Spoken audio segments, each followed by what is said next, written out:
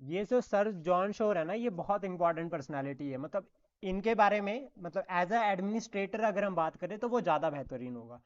इन्होंने जो policy follow की थी वो थी पॉलिसी ऑफ इनएक्टिविटी। यानी कि जैसा फॉर एग्जांपल पहले अगर हम बात करें, जो वॉरेन हेस्टिंग थे या फिर कॉर्नवालिस थे, इनके टाइम पे जो वो लड़ाइयाँ हुई है। जैसा फॉर एग्जांपल वॉरेन हेस्टिंग के टाइम पे जो है वो Anglo Mysore war, Anglo Maratha war, ये लड़ाइयाँ हुई थी। ठीक है, इन्होंने ट्रीटीज़ भी बहुत सारी साइन करी। साथ में कॉर्नवालिस के टाइम पे एंग्लो मैसूर वॉर हुई, थर्ड एंग्लो मैसूर वॉर हुई, ट्रीटी ऑफ श्रीरंगपट्टनम हुई 1792 में।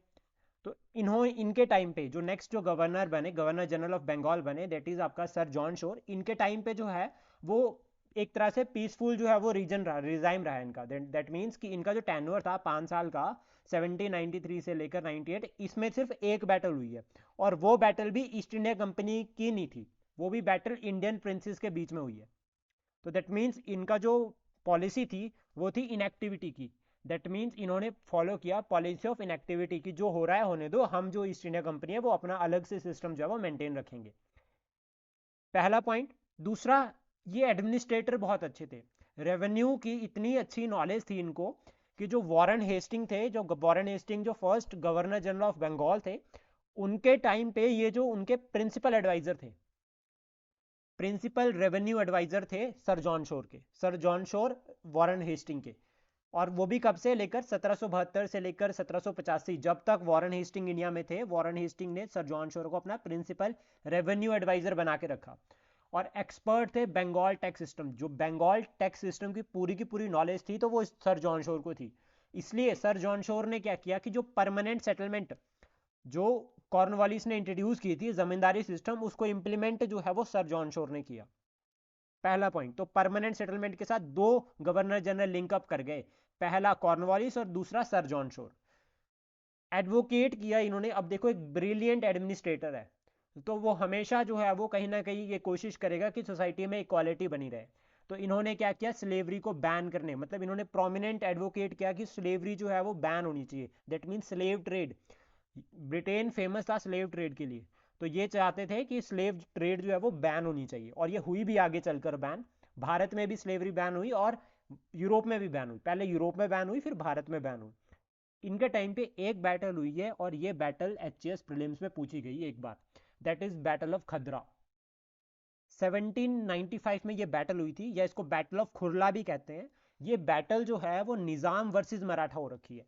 यानी कि निजाम और मराठा के बीच में एक बैटल पहले हुई थी, बैटल ऑफ भोपाल।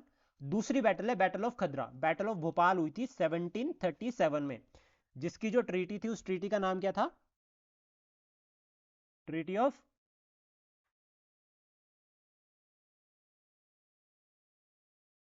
दुराई सराई। इतनी जल्दी भूल गए, याद रखा करो साथ के साथ में, ट्रीटी ऑफ दुराई सराई। तो यहां पर जो दूसरी बैटल हुई दैट इज बैटल ऑफ खुरला। और इस बैटल में ऑलमोस्ट जो है वो निजाम बिल्कुल खत्म हो गए, मतलब निजाम जो है वो यहां से जो है वो निजाम इस बैटल में हार गए थे। मराठास जो है वो इस बैटल में जीते थे। और मराठास जो है वो यहाँ पे याद रखना कि इस विक्ट्री में मराठास जीते हैं, लेकिन यहाँ पर जो रोल रहा है वो नाना फडणवीस का बहुत इंपॉर्टेंट रहा है। इसके बाद इन्होंने policy of non intervention follow किया। इनके टाइम पे एक इंपॉर्टेंट इवेंट हुआ है, दैट इज चार्टर एक्ट 1793। ये जो चार्टर एक्ट है, इसका सिग्निफिकेंस की अगर हम बात करें तो एडमिनिस्ट्रेशन में बहुत ज़्यादा है। क्यों? क्योंकि यहाँ से जो कंपनी है, ईस्ट इंडिया कंपनी थी, उसको जो है वो 20 साल की मोनोपोली दे दी गई। मतलब पहले उसको मोनोपोली दी थी 15 साल की 1600 में।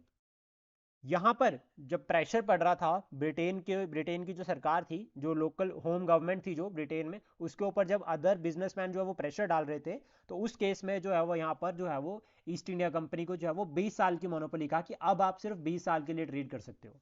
यानी कि 1813 तक जो है वो ईस्ट इंडिया कंपनी को यह परमिशन दी गई कि आप जो वो ट्रेड कर लो। उसके बाद यहाँ से ये लेफ्ट करते हैं इंग्लैंड को, मतलब वापस चले जाते हैं इंग्लैंड मार्च 1798 में। मार्च 1798 में वापस चले जाते हैं, और जो चार्ज था इंडियन गवर्नमेंट का, जो बंगाल का जो चार्ज था, वो किसके पास देकर जाते हैं, सर अलुरेड क्लार्क। अब आपको ये याद रखने की, नाम याद रखने की जरूरत नहीं है क्योंकि ये इतना इंपॉर्टेंट नहीं है। हमें याद रखना है कि गवर्नर जनरल थे, इनकी पॉलिसी नॉन इंटरवेंशन की थी। साथ में इनके टाइम पे एक बैटल हो रखी है, दैट इज बैटल ऑफ खदरा। और उसके बाद इंपॉर्टेंट है कि इन्होंने रोल प्ले किया परमानेंट सेटलमेंट की इंप्लीमेंटेशन में। देन उसके बाद जो नेक्स्ट गवर्नर जनरल आएंगे वो आएंगे वॉरेन हिस्ट, सॉरी वेलिस्ली, लॉर्ड वेलिस्ली। ये सबसे इंपॉर्टेंट पर्सनालिटी है लॉर्ड वेलिस्ली। देखो इससे पहले अगर हम बात करें यहाँ पे, दिस इज साउथ इंडिया, पूरा का पूरा साउथ इंडिया बताएं। एक ये था हमारे पास बॉम्बे, ठीक है। दूसरी साइड में यहाँ पे था हमारे पास बंगाल यानी कि कलकत्ता, ठीक है। और तीसरा यहाँ पर था मद्रास। 1798 तक अगर हम बात करें, इन तीनों के बीच में कोई भी लैंड रूट से कनेक्शन नहीं था। दैट मीन्स ये टेरिटरी, जैसे फॉर एग्जांपल यहाँ पर मराठा थे, यहाँ पर मैसूर था, ठीक है, यहाँ पर बीच में भी और छोटे छोटे रीजन थे, यहाँ पर आपका हैदराबाद एक्टिव था। तो ये छोटी छोटी स्टेट्स वगैरह यहाँ पर बीच में एक्टिव थी। यहाँ पर हो गया आपका कर्नाटक हो गया, ठीक है, इस तरह से। दैट मीन्स यहाँ पर अगर इनको कनेक्ट करना है तो ये सी रूट के थ्रू ही कनेक्ट थे, लैंड रूट कनेक्शन नहीं था। लेकिन जो वेलेस्ली आए जब, तो उन्होंने एक पॉलिसी लेकर आए, वो जिस पॉलिसी का नाम था सब्सिडरी अलायंस। ये सब्सिडरी अलायंस पॉलिसी के थ्रू, ये जो सब्सिडरी अलायंस की पॉलिसी थी यहाँ पर, इसके थ्रू इन्होंने क्या किया कि ये जो स्टेट्स थी इनके साथ सब्सिडरी अलायंस साइन करवाई। दैट मीन्स इनको अपना दोस्त बनाया, यहाँ पर अपनी आर्मी को स्टेशन किया, जिसकी वजह से जब वेलेस्ली यहाँ से 1805 में लेफ्ट कर गए तो इन सारे रूट्स पर जो है वो लैंड के साथ जो है वो कनेक्शन बन गया। यानी कि बंगाल, मद्रास और बॉम्बे, ये तीनों जो है वो विया लैंड, लैंड रूट के थ्रू जो है वो कनेक्ट हो गए। तो वेलेस्ली ने कहीं ना कहीं जो वो कंसोलिडेशन में बहुत ज़्यादा इंपॉर्टेंट रोल प्ले किया है कंपनी की एडमिनिस्ट्रेशन का, एज वेल एज ब्रिटिश का control politically in India. Challenges, जब वेलेस्ली जब गवर्नर जनरल आए, ठीक है, जैसे अभी आज के टाइम पे होता है कि अगर प्राइम मिनिस्टर कोई बन रहा है तो देन उसके पास कुछ चैलेंजेस है, कुछ इनिशिएटिव्स उसको लेने हैं, तो सेम एज इट इज यहाँ पर भी था कि जब वेलेस्ली जब यहाँ पर आए 1798 में, तो उस टाइम पे क्या हुआ, इनके पास चैलेंज था। सबसे पहला चैलेंज था नेपोलियन का मेंस, यानी कि नेपोलियन का खतरा। क्यों? फ्रांस और रशिया ये दोनों जो है वो यूरोप में राइज कर रहे थे at the end of the 18th century. ये जो आपका 1750 1750 के बाद यूरोप में, याद रखना यूरोप में, यहां पर एक तो फ्रांस राइज कर रहा था और दूसरा रशिया। और फ्रांस किसके अंडर था? नेपोलियन के। तो नेपोलियन और फ्रांस, नेपोलियन से फ्रांस और रशिया, इन दोनों ने दोस्ती कर ली थी आपस में। फ्रांस में मतलब इनकी आपस में बन रही थी। तो कहीं ना कहीं ये प्लान कर रहे थे कि हम क्या करेंगे, ईरान के थ्रू जो है वो भारत पर अटैक करेंगे। अब भारत पर अटैक करेंगे, भारत को कॉलोनी बनाएंगे। दूसरा, यहां पर टीपू सुल्तान फ्रांस का दोस्त था। Tipu Sultan was a member of Jacobin club, वो किसका है? फ्रांस का। टीपू ने ट्री ऑफ लिबर्टी लगाया। लिबर्टी जो है वो हमारा फ्रांस जो फ्रेंच रेवोल्यूशन था वहां से आया। तो ट्री ऑफ लिबर्टी जो है वो यहां पर इसने लगाया। लिबर्टी का ट्री मतलब एक तरह से जो है वो लिबरल थॉट्स वगैरह के लिए जो है वो बातें करना उसके अंदर। इसका मतलब क्या होगा कि फ्रांस का जो है वो इंडिया की तरफ इंटरेस्ट था। अब वेलिस्ली और ईस्ट इंडिया कंपनी को ये खतरा था कि अगर ये भारत के जो प्रिंसेस है ये अगर फ्रांस को या रशिया को सपोर्ट कर देते हैं अगेंस्ट कंपनी, तो हम जो है वो भारत से एलिमिनेट हो जाएंगे, हमें भारत में लड़ना पड़ेगा। तो इसलिए यहां पर वेलिस्ली क्या करता है, आइडिया लेकर आता है सब्सिडी रिलायंस का। ये इसका आइडिया नहीं था, इसने इसको यूज किया था। ये आइडिया फॉलो किया था ड्यूप्लेक्स ने सबसे पहले, क्योंकि पॉलिटिकली जो है वो ड्यूप्लेक्स ने जो है वो कोशिश की थी कंट्रोल करने की। देन ये वेलेस्ली ये आइडिया लेकर आते हैं सब्सिडी रिलायंस का, और यहाँ जो रीजन्स थे, यहाँ जो प्रिंसली स्टेट्स थे, उनको फोर्स करते हैं कि आप ये ट्रीटी साइन करो। तो इसमें इस फेज को हम कहते हैं expansion plus consolidation of east India company in India. कि उन्होंने क्या किया कि भारत में जो आपका कंट्रोल है उसको एक तो कंसोलिडेट किया, जो रीजन जो ईस्ट इंडिया कंपनी जो कंट्रोल कर रही थी उसको अच्छे से कंसोलिडेट किया, प्लस साथ में एक्सपेंशन भी किया कि कंपनी की टेरिटरीज को एक्सपेंड भी किया। तो ये चैलेंज हो गया साउथ का। उसके बाद नॉर्थ में अगर हम बात करें तो यहाँ पर महाराजा रंजीत सिंह जो बिलोंग करते थे सुकर चकिया मिसल से, यहाँ पर जो है वो महाराजा रंजीत सिंह क्या करते हैं, एक लाहौर और दूसरा अमृतसर, इन दोनों को जो है वो कंट्रोल करके एक रूल जो है वो पंजाब में बना देते हैं। जो 12 मिसलें थी उन सबको एक रूल के अंडर कंट्रोल करके महाराजा रंजीत सिंह पंजाब में जो है वो वन जो है वो रूल शुरू कर देते हैं अपना, महाराजा रंजीत सिंह। ठीक है, उसके साथ में ये क्या करते हैं, ये भी जो है वो यूरोपियन पावर्स लाइक फ्रांस के साथ दोस्ती करते हैं। तो ये रशियंस को अपॉइंट करते हैं अपनी आर्मी को ट्रेन करने के लिए, और इनके पास 75,000 की आर्मी थी। दैट मीन्स खतरा था वेलेस्ली के लिए कि ये कहीं अगर सपोर्ट कर दे रशिया को तो उससे जो है वो कंपनी पर अटैक हो सकता है। तो इसलिए इन्होंने क्या किया, सब्सिडी अलायंस के थ्रू पॉलिसीज जो है वो साइन करना शुरू किया। तो यहाँ की शुरुआत कैसे होती है, देखो नेपोलियन ने क्या किया, जैसा मैंने आपको बताया कि नेपोलियन का राइज हुआ और वो अटैक करने का प्लान कर रहा था इंडिया को थ्रू काबुल और कंधार, यानी कि विया अफगानिस्तान। इसमें क्या होता है, ठीक है, सब अगर हम चलते हैं सबसे पहले सब्सिडी रिलायंस पर ही बात कर लेते हैं। जो सब्सिडी रिलायंस थी इसमें क्या था, देखो ये पॉलिसी जो थी एक तरह से जो है वो इंटरफेरेंस की थी। सर जॉन शोर ने क्या किया था, नॉन इंटरफेरेंस। सर जॉन शोर ने कहा कि जैसा चल रहा है चलने दो। बैटल ऑफ खदरा हुई, हमने निजाम को कहा था, सर जॉन शोर के बारे में ये कहा जाता है कि ईस्ट इंडिया कंपनी ने ये कहा था निजाम को कि हम आपकी हेल्प करेंगे। लेकिन यहाँ पर क्या होता है, सर जॉन शोर बोलते हैं कि चलो यार आप आपस में लड़ रहे हैं लड़ने दो, हम अपना साइड में रहते हैं, हम अपनी कंपनी की प्रॉब्लम से उनको सॉल्व करते हैं। तो वो नहीं नहीं पार्टिसिपेट करते। लेकिन यहाँ पर वेलेस्ली क्या करते हैं, सब्सिडी रिलायंस के थ्रू सबसे पहले निजाम को बोलते हैं सर आप घबराओ मत, हम आपके साथ हैं, अगर आपके ऊपर दोबारा मराठा अटैक करते हैं तो इन केस हम आपको प्रोटेक्ट करेंगे। बट प्रोटेक्ट करने से पहले आपको क्या है कि आपको ये सब्सिडी रिलायंस साइन करनी पड़ेगी। 1798 में जो आपका निजाम थे इनके साथ सबसे पहले ये सब्सिडी लाइन साइन करी गई। तो आई होप आपको ये कहानी निजाम से प्लस निजाम ने सबसे पहले साइन करी ये आपको समझ आ गई होगी कि निजाम ने किस तरह से और किस कंडीशन पर साइन करी है सब्सिडी लाइंस। अब चलते हैं इसके फीचर्स पर। फीचर्स देखो, दो तरह से फीचर्स पढ़ेंगे, एक साइन करने वाला और दूसरा साइन करवाने वाला। तो पहले बात करते हैं साइन करवाने वाले से कि साइन करवाने वाले ने क्या बोला।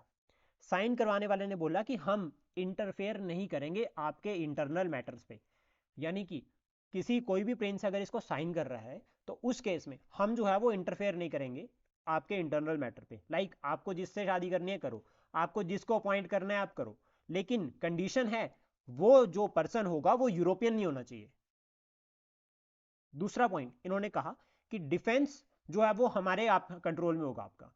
डिफेंस और फॉरेन अफेयर्स, यानी कि आप किसी दूसरे राज्य से बात करोगे या नहीं करोगे, आप किसी और लाइक जैसे कि होता है फॉरेन रिलेशन, जैसे आज के टाइम पे डिप्लोमेटिक होते हैं वैसे ही अगर आपको ये डिसाइड कौन करेगा, ईस्ट इंडिया कंपनी, आप हमारे से बिना पूछे ये डिसाइड नहीं करोगे। इन रिटर्न डिफेंस की बात की यहाँ पे, तो यहाँ पे कहा कि आपके कोर्ट में आपका जो स्टेट है, आपकी जो प्रिंसली स्टेट है उसमें हमारी एक आर्मी रहेगी, एक आर्मी की यूनिट रहेगी और उस आर्मी का खर्चा आप पे करोगे, कंपनी नहीं पे करेगी, आप पे करोगे, यानी कि जो साइन करेगा वो पे करेगा। ये तीन बातें कही ईस्ट इंडिया कंपनी ने, जो जिसने साइन करवानी थी। अब जिसने साइन करनी थी उसके साथ पहला पॉइंट स्टैंडिंग आर्मी रहेगी, दूसरा वो एक्सेप्ट करेगा एक ब्रिटिश रेजिडेंट इन कोर्ट, जैसे कि आज के टाइम पे होते हैं डिप्लोमेट, तो वैसे उसको एक जो है वो ब्रिटिश रेजिडेंट जो है वो ब्रिटिश ऑफिसर उसके कोर्ट में रहेगा। साथ में सरेंडर करना पड़ेगा साइनिंग स्टेट को डिफेंस की। अब डिफेंस कौन करेगा, कंपनी करेगी, आपको सिर्फ खर्चा भी करना है। फॉरेन अफेयर्स कंपनी के पास चलेगी, सारा वो दिखेगा। कम्युनिकेशन भी सेम एज इट इज, ये जो surrender of defence, foreign affairs और कम्युनिकेशन, ये तीनों चीजें भी सरदार वल्लभ भाई पटेल ने जब प्रिंसली स्टेट्स, जब मोर देन 500 प्रिंसली स्टेट्स को जो है यहाँ पर जो है वो यूनाइट करना था अंडर यूनियन, एक भारत के अंडर उनको विलय करना था, तो सेम कंडीशन जो है वो सरदार वल्लभ भाई पटेल जी ने भी फॉलो की थी यहाँ पे कि आपका डिफेंस हमारे पास रहेगा, फॉरेन फॉरेन अफेयर्स हमारे पास रहेंगे, कम्युनिकेशन भी। लेकिन उसके बाद फाइनली पूरा ही कंट्रोल कर लिया था। लेकिन ये तो जो कंडीशन थी, जो शर्तें थी वो थी, लेकिन इसका रिजल्ट जो आर्मी थी वो बहुत बड़ी थी और उसका खर्चा इतना ज्यादा था कि कोई भी सरकार उसको पे नहीं कर पा रही। फिर ब्रिटिश ने एक और बात कही कि अगर आप आर्मी का खर्चा नहीं पे कर पा रहे हो तो खर्चा किसको पे करना पड़ेगा, आर्मी किसकी, ईस्ट इंडिया कंपनी की, उनको पे करना पड़ेगा। तो उस केस में अगर आप खर्चा नहीं पे कर पा रहे हो तो आपका जो रीजन है वो किस में चल जाएगा, डेट में चल जाएगा, यानी कि एक्स्ट्रा बर्डन चला गया।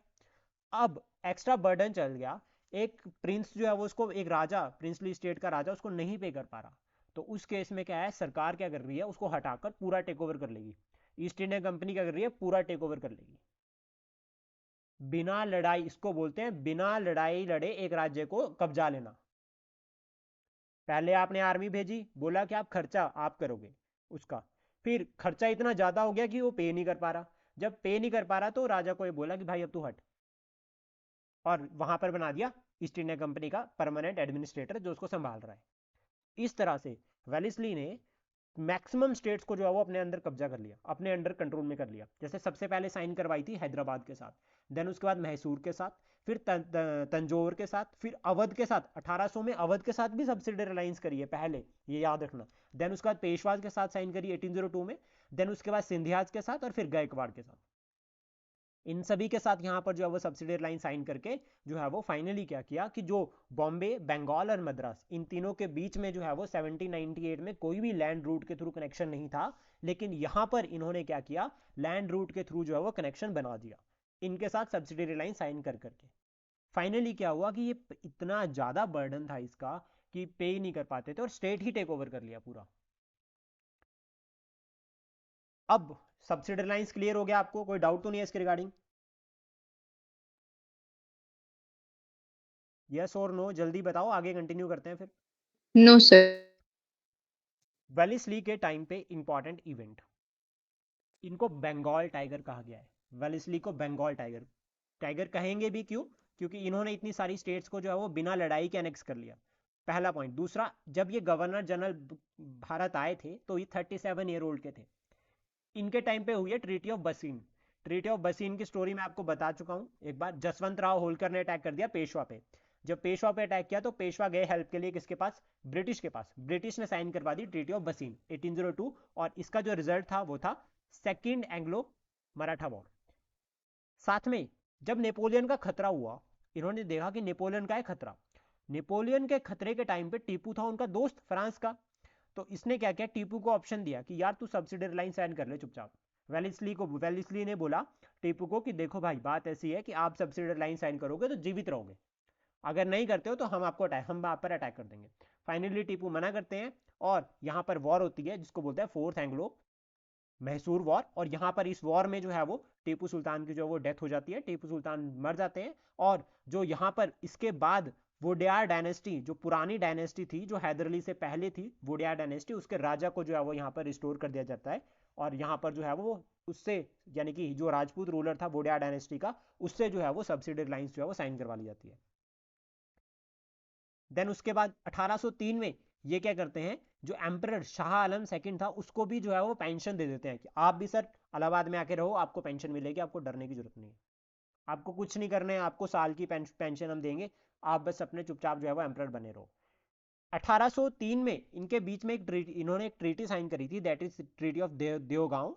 और ये ट्रीटी जो हो रखी थी ईस्ट इंडिया कंपनी और भोंसलों के बीच में, भोंसले जो थे उनके बीच में। भोसले जो है वो नागपुर के थे, बीएन, ये याद रखना, ठीक है। इनके साथ जो है वो यहाँ पर ट्रीटी साइन करी थी 1802 में। बैटल ऑफ पुना, ये इंपॉर्टेंट है, याद रखना। बैटल ऑफ पुना वो यशवंत राव होलकर वाली बैटल है जिसमें वो डिफीट हुए थे।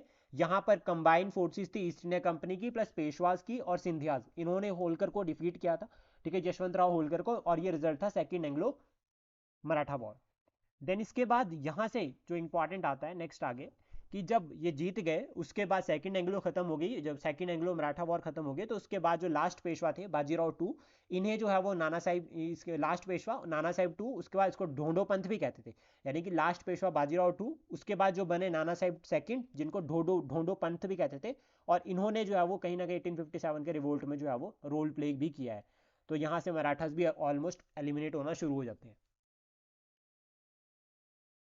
सो ये था वेलेस्ली के बारे में। तो वेलेस्ली जो फेमस है, वेलेस्ली जिस जिस जो इंपॉर्टेंट पॉइंट्स के लिए फेमस है वो है सब्सिडरी लाइंस, ठीक है, याद रखना। एक इंपॉर्टेंट और भी है इसके इनके बारे में, वो है फोर्ट विलियम। वो यहाँ पर नहीं ऐड किया है मैंने, आप उसको ऐड कर लो। फोर्ट विलियम,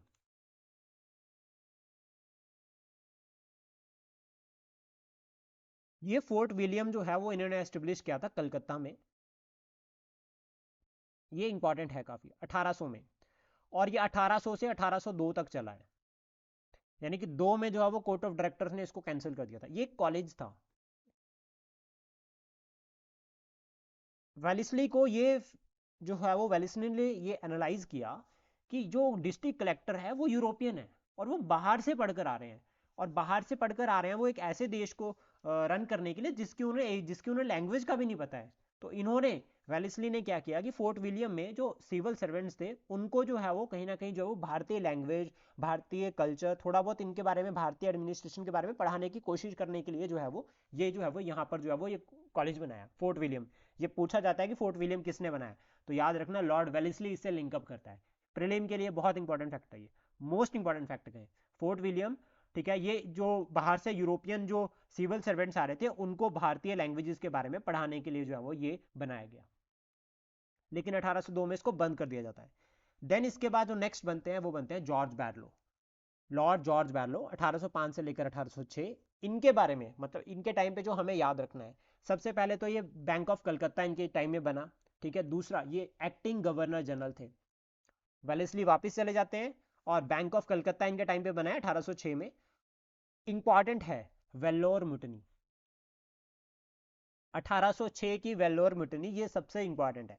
ठीक है, और ये याद रखना अगर आपको ऐसा लिखने के लिए आता है कि 1857 से पहले कौन कौन सी जो है वो जो मुटनीज जो है वो हुई है, या कौन कौन से रिवोल्ट हो रखे हैं, ठीक है, या सिपॉय रिवोल्ट, तो उसमें आप ये वेल्लोर मिटनी के बारे में लिख सकते हो। इवन लाइक डायरेक्ट भी आता है लिखने के लिए कि वेल्लोर मिटनी है क्या। और कल के लिए आपको ये क्वेश्चन भी है, आपको जो है वो एक नोट लिखना है वेल्लोर मिटनी पे, 60 वर्ड्स में आपको ये लिखना है। ट्राई करना इसको, और फिर हमारा जो ग्रुप है उसमें आपको इसको सेंड करना है।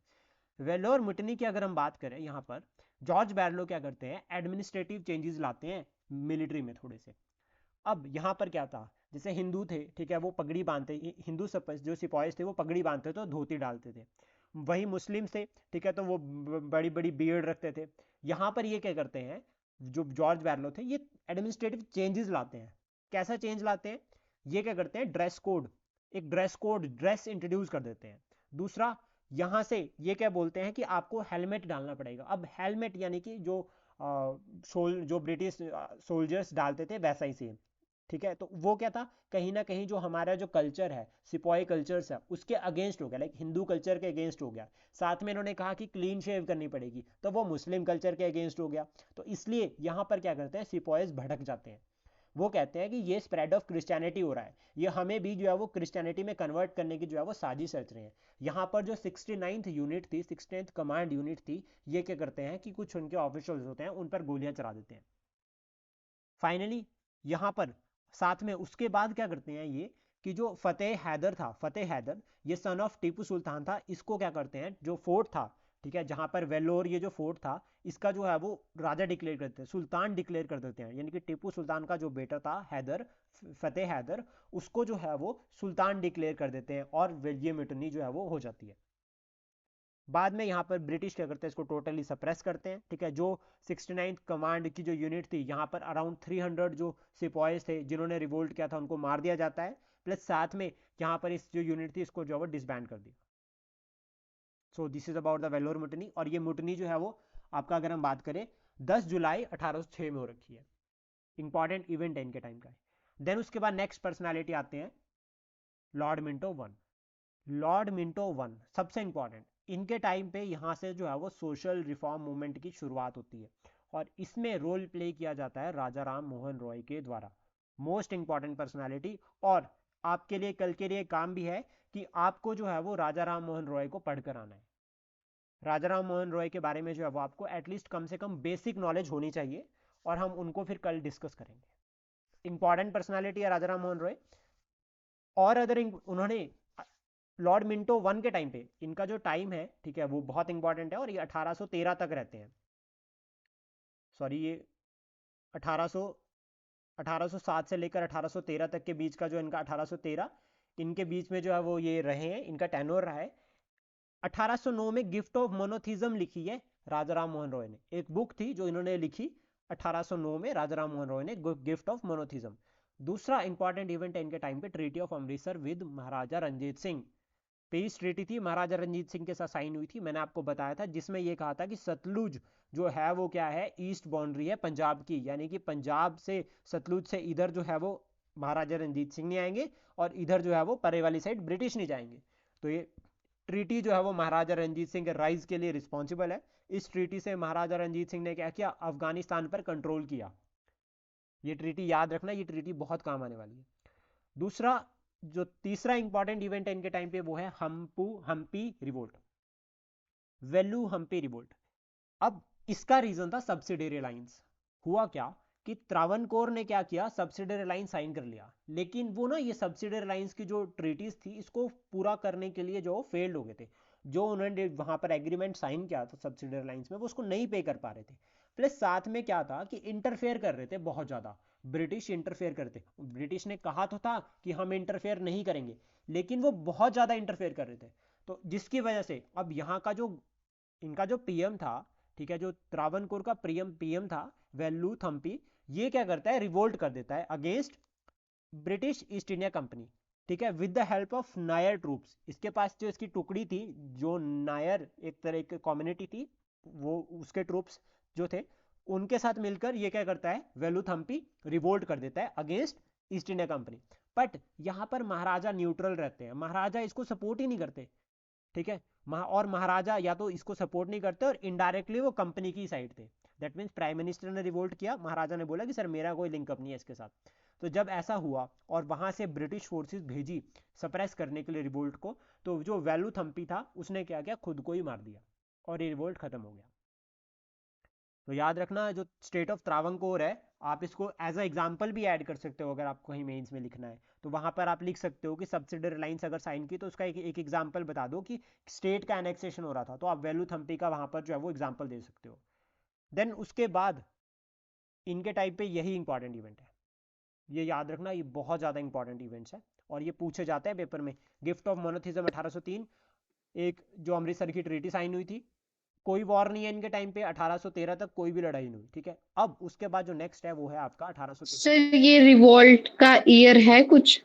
रिवोल्ट का ईयर ऐसे चेंज नहीं है मैम, वेलू थम्पे रिवोल्ट ये इतने पीरियड में ही चला है, लाइक सब्सिडियरी लाइंस हुआ तो 1807 से लेकर 1813 इसके बीच में ही है, क्योंकि एट द एंड उसने एक ठीक, ऑलमोस्ट 2-3 साल चलता है। ठीक है, ठीक। हमें ये याद रखना है कि वेलू थम्पी का जो रिवोल्ट है वो किसके टाइम पे हो रखा है, पूरा इतना ही पूछा गया है अभी तक, ईयर वगैरह नहीं पूछा गया है इसका, क्योंकि ईयर वगैरह फिर वो बहुत हाई लेवल पर हो जाएगा। वैसे 1809 1810 के बीच में हुआ ये। देन उसके बाद आते हैं लॉर्ड हेस्टिंग। वॉरेन हेस्टिंग नहीं है ये, याद रखना, लॉर्ड हेस्टिंग, फ्रेंसिको रॉडन हेस्टिंग इनका पूरा नाम, फ्रेंसिको या फ्रांसिस रॉडन हेस्टिंग, ये इंपॉर्टेंट है, बहुत ज्यादा इंपॉर्टेंट पर्सनैलिटी है। 10 साल का टर्म है इनका, गवर्नर जनरल 10 साल तक जो है वो भारत का गवर्नर रहे, 1813 से 1823। इनके टाइम पे जो इवेंट हुए, प्रीलिम के लिए इंपॉर्टेंट है।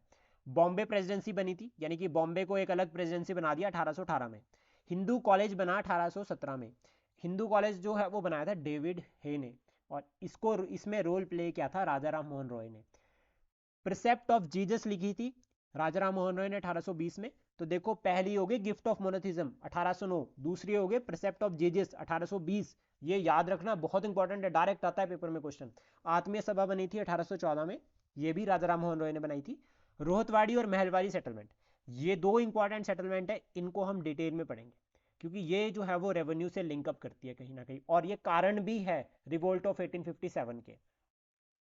थर्ड एंग्लो मराठा वॉर, ये मैंने आपको बताया था, ये मैं क्लियर कर चुका हूं, इसको मैं नहीं करवाऊंगा। Third Anglo Maratha war simple था कि मराठास जो पेशवा थे, जो पेशवा थे इस टाइम पे, उन्होंने ये कोशिश करी कि एक बार जो है वो सारे मराठास को यूनाइट किया और ब्रिटिश सरकार के अगेंस्ट जो है वो लड़ाई लड़ी, लेकिन फाइनली यहाँ पर जो है वो पेशवास हार जाते हैं।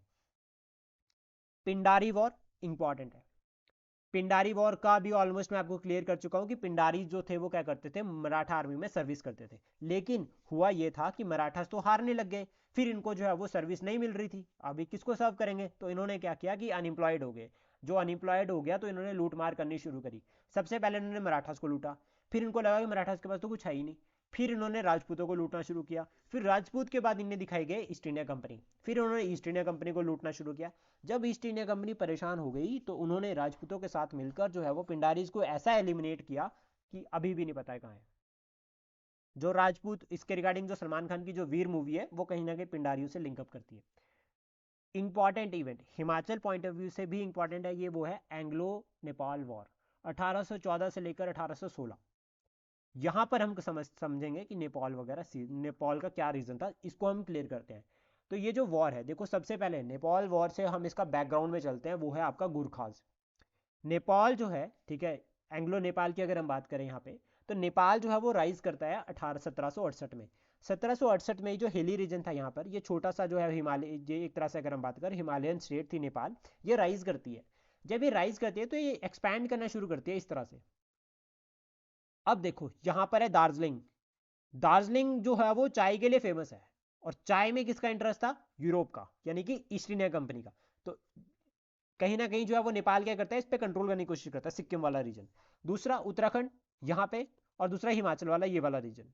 तो थ्री एंड्स में पढ़ेंगे इसको। यहाँ पर क्या होता है कि जब ये एक्सपेंशन शुरू करता है, पहला पॉइंट, हिमाचल में था अमर सिंह थापा। अमर सिंह थापा को बिलासपुर के राजा ने इनवाइट किया था अगेंस्ट कांगड़ा, लेकिन कांगड़ा ने हेल्प ली थी रंजीत सिंह की, और रंजीत सिंह ने क्या किया था, गुरखाज को एलिमिनेट करके अर्की में भगा दिया था। यानी कि गुरखाज वहां से तो हार गए, लेकिन अर्की किसके कंट्रोल, अर्की में जब आ गए वहां पर, ये बात समझना, तो उन्होंने ब्रिटिश को तंग करना शुरू कर दिया। ब्रिटिशर्स यहां पर समझ गए कि अब इनको जो है वो एड्रेस करना जरूरी है। तो यहां से जो रिजल्ट होता है इसका, वो होता है एंग्लो नेपाल वार। और इसका जो ट्रीटी थी वो थी आपकी ट्रीटी ऑफ सगुली। ये ट्रीटी जो है वो 4 मार्च 1816 में साइन हुई थी। ये याद रखना, ये बहुत इंपॉर्टेंट है। इसमें सरेंडर क्या था, और ये जब ट्रीटी हुई, यहाँ पे 4 रीजन्स है, एक हिमाचल प्रदेश, दूसरा वेस्ट बंगाल, तीसरा सिक्किम, और चौथा जो आपका आसाम दार्जिलिंग वाला रीजन, और पांचवा गढ़वाल। गढ़वाल यानी कि आपका उत्तर प्रदेश वाला रीजन, सॉरी उत्तराखंड वाला रीजन। तो यहाँ पर फाइनली सरेंडर करते हैं। तो इसमें जब ये ट्रीटी साइन होती है आपकी, तो जो आपका कुमाऊं और गढ़वाल वाला रीजन था वो ईस्ट इंडिया कंपनी के पास आता है। प्लस साथ में जो आपका हिमाचल में अगर हम बात करें तो ये सबाथू वाला रीजन था, ये सारा टेक ओवर कर लेते हैं। और नेपाल में ये कहते हैं कि हम जो है वो फ्यूचर ईस्ट इंडिया कंपनी कहती है कि हम जो है वो नेपाल को तंग नहीं करेंगे। और नेपाल में क्या करते हैं कि एक ब्रिटिश रेजिडेंट को जो है वो अपॉइंट कर देते हैं, और नेपाल जो है वो अपना सेमी इंडिपेंडेंट रहता है। इन रिटर्न नेपाल जो है वो भारत में इंटरफेयर नहीं करेगा। Pindari war almost clear. Next उसके बाद बात करते हैं रोहतवाड़ी सेटलमेंट की। जो रोहतवाड़ी सेटलमेंट थी ये इंट्रोड्यूस की थी थॉमस मुनरो ने 1820 में। ये उस टाइम पे गवर्नर था मद्रास का। थॉमस मुनरो गवर्नर था मद्रास का, जिसने इसको मद्रास में इंप्लीमेंट किया था। देखो रोहतवाड़ी, रोहत मतलब किसान। इसमें क्या हुआ था कि ये जो ट्रीटी थी, अब ये देखो सब्सिडी रिलायंस या जमींदारी सिस्टम, जमींदारी सिस्टम की अगर हम बात करें, जमींदारी सिस्टम वहां लगेगा जहां बड़े जमींदार होंगे। दैट मीन्स जमींदार एक्ट एज इंटरमीडिएट। लेकिन जहां पर जमींदार नहीं है वहां पर रेवेन्यू कैसे कलेक्ट किया जाएगा? तो वहां पर जो ये पॉलिसी लाई गई रेवेन्यू कलेक्शन के लिए, दैट इज रोहतवाड़ी। यानी कि ये कहा गया कि पीजेंट जो है वो डायरेक्ट टैक्स पे करेंगे। यहां पर छोटे किसान थे, और वो छोटे किसान डायरेक्ट जो है वो कंपनी को टैक्स पे करेंगे, और वो भी टैक्स पे किया जाएगा only in form of cash. यहां से जो ऑनरशिप पहले जमींदार के पास थी, अब वो ऑनरशिप किसके पास गई? पीजेंट्स के पास। यानी कि पीजेंट जो है वो अब लैंड के ऑनर बन गए। और इस तरह से ये जो पॉलिसी लगाई गई, ये मद्रास में लगाई गई, बॉम्बे के कुछ रीजन में लगाई गई, असम के कुछ रीजन में लगाई गई, और कुर्ग, कुर्ग जो है वो बहुत इंपॉर्टेंट स्टेट है, अभी इसका एनेक्सेशन होना है, इसको भी हम पढ़ेंगे। मद्रास, बॉम्बे, मद्रास में पूरे में इंप्लीमेंट हुई, बॉम्बे और असम के कुछ एरियाज में जो है वो जहां पर छोटे छोटे किसान थे, ठीक है, वहां पर बड़े जमींदार नहीं थे, वहां पर ये जो है वो रोहतवाड़ी सेटलमेंट इंप्लीमेंट की गई रेवेन्यू कलेक्शन के लिए। और डायरेक्ट रेवेन्यू कलेक्ट होगा, revenue in form of cash. अब एक बात समझो कि देना पड़ेगा सिर्फ कैश में। अब एक कंडीशन हो गई कि बारिश नहीं हुई तो फसल नहीं होगी। अब जब फसल नहीं होगी तो किसान बेचेगा क्या? फसल तो बेच नहीं सकता, जमीन वो बेच नहीं सकता। क्यों? क्योंकि जमीन अगर उसने बेच दी तो अगले साल एग्रीकल्चर किस पे करेगा? तो वो गया मनी लेंडर के पास। उसने कहा मनी लेंडर को कि सर ये लो मेरी जमीन के कागज, मैं आपको अगले साल जो हूँ पैसा पे कर दूंगा जब मेरी फसल अच्छी हो जाएगी। इन रिटर्न आप मुझे इतना पैसा दे दो ताकि मैं ये कंपनी का जो कर्जा है, जो कंपनी को जो ये टैक्स पे करना है, मैं इसको पे कर सकूं। That means entry of money lenders. Money lenders का जो क्लस्टर था वो कहीं ना कहीं जो है वो क्या हो गया, फार्मर्स के ऊपर आने लग गया। हुआ क्या, मनी लेंडर ने बोला कि ठीक है मैं तुझे दूंगा। अब किसान मजबूर है, उसको तो लेना ही पड़ेगा, नहीं तो उसकी जमीन चल जाएगी, उसको कंपनी को टैक्स पे करना ही पड़ेगा। अब वो जाता है मनी लेंडर के पास, और मनी लेंडर को बोला कि सर प्लीज मुझे जो है वो आप दे दो पैसा। आप इन रिटर्न जो कंडीशंस बोल रहे हो, तो पहली कंडीशन तो यही थी कि उसको अपनी जमीन के कागज, अपने घर के कागज जो है वो जमीन मनी लेंडर के पास रखने पड़ेंगे। दूसरी कंडीशन, मनी लेंडर अपनी मर्जी से उसके ऊपर ब्याज ले रहा है भाई।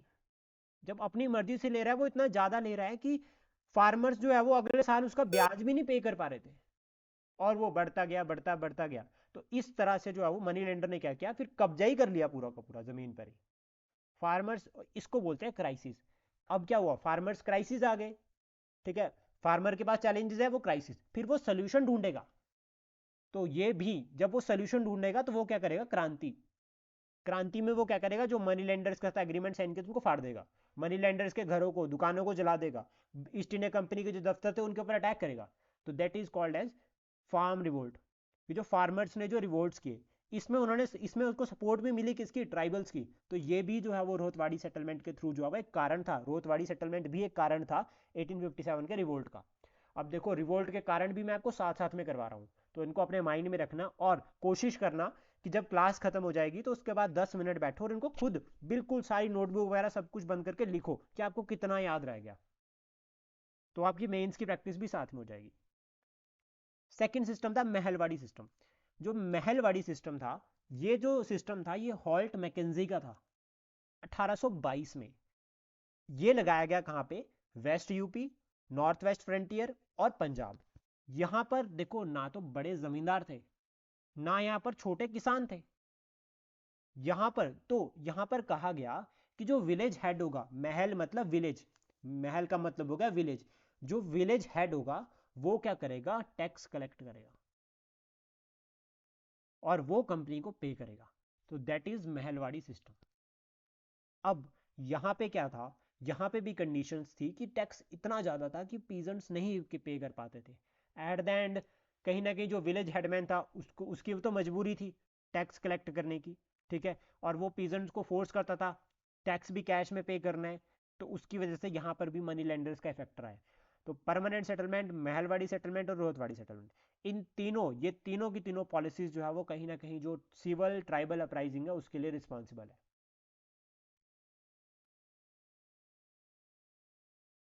कॉन्सिक्वेंसेज मैं आपको बता चुका हूं, देखो मैंने इसमें लिख भी दिया है कि लैक ऑफ प्रोस्पेरिटी आ गया, लैंड जो है वो कमोडिटी बन जाती है। इसके बाद यहां पर मनी लेंडर्स एक्सप्लॉइट करते हैं। राइज ऑफ अनएम्प्लॉयमेंट, देखो यहाँ अनएम्प्लॉयमेंट मतलब किस तरह से, जैसे पहले जो है वो छोटे जमींदार थे, ठीक है, उनकी जमीनें चली गई, अगर कोई जमीन नहीं, अगर कोई जमींदारी नहीं पे कर पा रहा है। राइज ऑफ फेमाइंस, अब यहां पर राइज ऑफ फेमाइन का मतलब क्या हो गया कि देखो, ब्रिटिश सरकार को मतलब था सिर्फ रेवेन्यू कलेक्शन से, उनके पास सिर्फ पैसा आना चाहिए, उन्होंने कोई रिफॉर्म्स मेजर्स लिए ही नहीं, और लिए भी तो वो उतने एडिक्वेट नहीं थे कि वो ग्राउंड लेवल की रियलिटी को चेक कर सके। तो यहां पर क्या हुआ, जिसकी वजह से यहां पर फेमाइंस आ गई, एग्रीकल्चर अच्छा नहीं हुआ, फूड शॉर्टेज, वो भी फेमाइन में रिजल्ट होता है। तो ये भी एक फैक्टर था यहाँ पे। दूसरा, अदर सोर्सेज लाइक, जब तो East India company as a company काम कर रही थी, तो उस टाइम पे वो यहाँ से रॉ मटेरियल लेकर जाती थी और उसको, उस रॉ मटेरियल से क्या करते थे, प्रोडक्ट बनाते थे यूरोप में, और फिर उसको अदर कॉलोनीज में बेचा जाता था। लेकिन जब ये ट्रेड मोनोपोली और जब क्राउन रूल का कंट्रोल शुरू हुआ, तो भारत को एक फिनिश्ड गुड की मार्केट भी बनाना शुरू कर दिया। यानी कि पहले भारत में मटेरियल, भारत से कच्चा मटेरियल जाता था, रॉ मटेरियल जाता था, अब भारत में बनकर भी आ रहा है। तो जिसकी वजह से यहाँ का जो हैंडलूम था, यहाँ का जो खादी, जो यहाँ के लोकल प्रोडक्ट्स थे, उनकी वैल्यू खत्म हो गई। जब उनकी वैल्यू खत्म हो गई, तो यहाँ से क्या हुआ कि जो भारत का जो इंडिजीनियस जो इंडस्ट्रियल सिस्टम था, यानी कि भारत का जो खुद का जो सिस्टम था इंडस्ट्रियल सिस्टम, वो खत्म होने लग गया। जब वो खत्म हुआ तो वहां पर जो लोग काम करते थे वो हो गए अनएम्प्लॉयड। अब अनएम्प्लॉयड हो गए, उनके पास क्या ऑप्शन था, उन्होंने देखा कि मैं अनएम्प्लॉयड हो गया हूं, अब मुझे क्या करना चाहिए, खेती बाड़ी करनी शुरू कर देनी चाहिए। यानी कि एग्रीकल्चर के ऊपर प्रेशर शुरू हो गया, ज्यादा लोग जो है वो डिपेंडेंट हो गए एग्रीकल्चर के, और ऊपर से एग्रीकल्चर में रिफॉर्म्स भी नहीं किए। इससे जो है वो अगेरियन क्राइसिस आ गए। अब देखो, एग्रीकल्चरल क्राइसिस भी मैं इसको बोल सकता हूँ, लेकिन मैं इसको जब अगेरियन क्राइसिस बोल रहा हूँ तो उस केस में क्या होता है यहाँ पे, कि हम पूरी इकोनॉमी को एग्रीकल्चर की जो है वो इंक्लूड कर देते हैं। तो अगर हम इस तरह से जो है वो हैवी वर्ड्स को अगर एग्जाम में लिखते हैं, तो हमें जो है वो प्लस प्लस मार्क्स जो है वो यहाँ से मिल सकते हैं, यानी कि हमें बोनस नंबर मिल सकते हैं। एक पॉइंट ये हो गया। दूसरा, इन्होंने क्या किया, ईस्ट इंडिया कंपनी ने, इन्होंने जो है वो कमर्शलाइजेशन ऑफ एग्रीकल्चर कर दिया, यानी कि कैश क्रॉप्स को इंट्रोड्यूस कर दिया। जैसा फॉर एग्जांपल इंडिगो कल्टीवेट करने को बोला, ठीक है, इन्होंने कहा कि आपको ज़्यादा से ज़्यादा कॉटन कल्टीवेट करने, क्यों, क्योंकि ये अपना प्रॉफिट देख रहे थे, जिससे फूड क्रॉप्स थी जो, उनमें जो है वो बहुत गिरावट आ गई। और जब फूड क्रॉप्स में गिरावट आ गई तो उससे जो है वो कहीं ना कहीं फूड शॉर्टेज हो गया। वो भी जो है वो कहीं ना कहीं बंगाल फेमाइंस में, बंगाल की famine, Orissa famine, Madras famine, Bombay की फेमाइन, ये जो 18th सेंचुरी की इतनी सारी फेमाइंस है ये इसी का रिजल्ट है। ये कुछ रीजंस है। देन उसके बाद कुछ फैक्ट, क्योंकि हमें कहानी के साथ फैक्ट भी याद करने हैं। हिंदू कॉलेज 1817 में डेविड हैरे ने बनाया, राजा राम मोहन रॉय ने इसमें बहुत इंपॉर्टेंट रोल प्ले किया। कलकत्ता में ये बना है। डायरेक्ट प्रीलिम का क्वेश्चन है। एक इंपॉर्टेंट इवेंट और भी है छोटा सा, that is Ramoshi revolt. Ramoshi revolt, अभी देखो अभी तक तो हम बात कर रहे थे रिवोल्ट हुए, अब हम देख लेते हैं कि रिवोल्ट हुआ भी महाराष्ट्र में। और इसका जो लीडर था वो था चित्तूर सिंह। कारण क्या थे? देखो कारण सुनना, कारण रिवोल्ट के, पहला फेमाइन। फेमाइन का कारण क्या था? एग्रीकल्चर नहीं हो रहा है, ठीक है, फूड नहीं है। आपके पास जो है वो कैश क्रॉप्स है, तो कैश क्रॉप्स को थोड़ी ना खा सकते हम, कॉटन को कहाँ खा सकते हैं, इंडिगो को नहीं खा सकते। कैश क्रॉप्स कम हो रही है, तो जिसकी वजह से फेमाइन लाइक कंडीशंस और फेमाइंस हो गई। Famous Maharashtra famine, famous Bombay famine है यहाँ पे। और ऊपर से फेमाइन तो है लेकिन फेमाइन की तरफ डिसी, फेमाइन हो गई, चलो मान लिया फेमाइन जैसा पैंडेमिक था तो हमारी सरकार ने मेजर्स लिए, लेकिन यहाँ पर कोई मेजर्स नहीं लिए गए। दूसरा टैक्स बर्डन, किसके ऊपर? पीजेंट्स के ऊपर। सरकार तो फिर भी टैक्स मांग रही थी, टैक्स पे करो, अब वो टैक्स नहीं पे कर पाएगा तो वो कहाँ जा रहा है? मनी लेंडर्स के पास, अगेन प्रेशर। तो यहां से ब्रिटिश ने कोई रिस्पॉन्स नहीं किया। ऊपर से अगर यहाँ पर जो पीजेंट था वो थोड़ा बहुत ट्रस्ट जो है वो लॉ एंड ऑर्डर में दिखा रहा था, तो उसका भी फेवर किसके जा रहा था? मनी लैंडर्स को। और इसको बोलते सप्रेशन करना। दैट मीन्स रिवोल्ट ऑफ 1857 को सप्रेस ही किया गया। यहां पर जो आपका चित्तूर सिंह था, इसका जो रिवोल्ट था उसको भी सप्रेस किया गया। वेलुथम्पे रिवोल्ट, उसको भी सप्रेस ही किया गया। तो फुल टोटल यहां पर सप्रेशन देखा गया। दूसरा, मनी लेंडर्स का चैलेंज जो उनके लिए बना हुआ था, यानी कि पहले ईस्ट इंडिया कंपनी थी, जब कॉमन मैन की अगर हम बात करते हैं तो यहां पर मनी लेंडर्स भी एक्सप्लॉइट कर रहे हैं। और बहुत इंटरेस्टिंग फैक्ट है कि मनी लेंडर्स जो थे मोस्ट ऑफ द इंडियन थे। बड़े बड़े जमींदार को ही मनी लेंडर कहा गया है। तो पहले जो पहले 1857 से पहले के जो रिवोल्ट्स हैं वो ईस्ट इंडिया कंपनी के अगेंस्ट डायरेक्ट नहीं थे, वो अगेंस्ट थे जमींदार मनी लेंडर्स के। क्योंकि उनका जो पहला, जो उन्हें सबसे पहला जो चैलेंज था वो मनी लेंडर्स और बड़े जमींदार का था। तो इसलिए ये भी कहा जाता है कि 1857 से पहले के जितने भी जो रिवोल्ट हुए हैं वो थोड़े से कॉन्स्टिट्यूशनल नेचर में थे, मतलब वो ब्रिटिश सरकार में, वो लॉ एंड ऑर्डर में बिलीव करते थे, इसलिए वो पहले पिटीशन फाइल करते थे, उसके बाद हथियार उठाते थे। क्योंकि उन्हें लड़ना किसके अगेंस्ट था? मनी लेंडर्स और जमींदार्स के। और वो कौन थे? इंडियंस, कहीं ना कहीं बड़े बड़े जमींदार। देन उसके बाद हम पढ़ते हैं चार्टर एक्ट 1790। टाइम पीरियड हाँ जी। कैसे